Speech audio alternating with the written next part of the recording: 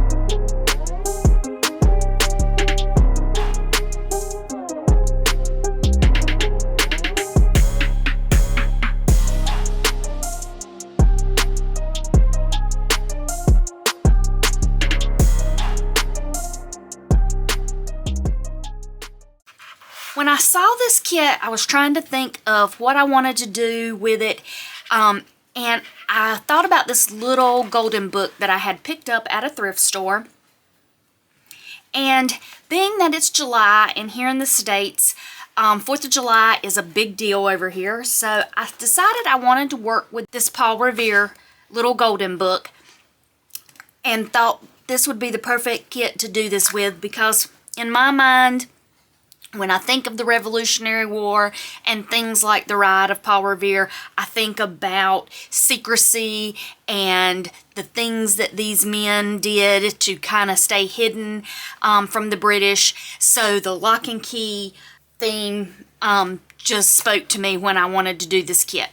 So I started by taking the little golden book apart. And it was in pretty bad shape, so I couldn't save the spine and things like that. You can kind of tell from the cover here, it's pretty worn and faded, but it was a cute little book, and the interior of the book was great. So I went ahead and took it apart, but I saved the little spines from the golden book and added those to the covers. And then I added some book corners here. On the spine here, I tied in my signatures with a 3-hole pamphlet stitch, and then I just tied these strings up towards the top of the 3-hole pamphlet stitch and just used a little bit of glue to hold that knot in place, because I wanted to add my lock and key charms onto the spine. And for the cover of the spine, what I did is I printed the collage sheet that Stacy has in the kit on some washi tape paper, and then I used that to cover the actual spine of the book. For the closure part of the book, I did 2 eyelets on the front and the back, and then I used this little bracelet that I found on clearance in the jewelry making section. I think it was at Hobby Lobby. And I just cut that down, and it's like a little leather strap, and I cut that down and added a different attachment here to make it shorter. And I'm going to just do a brief flip through. I'm going to add this to some music and show you what I did with this little golden book, and I'll come back and we can talk about anything in detail.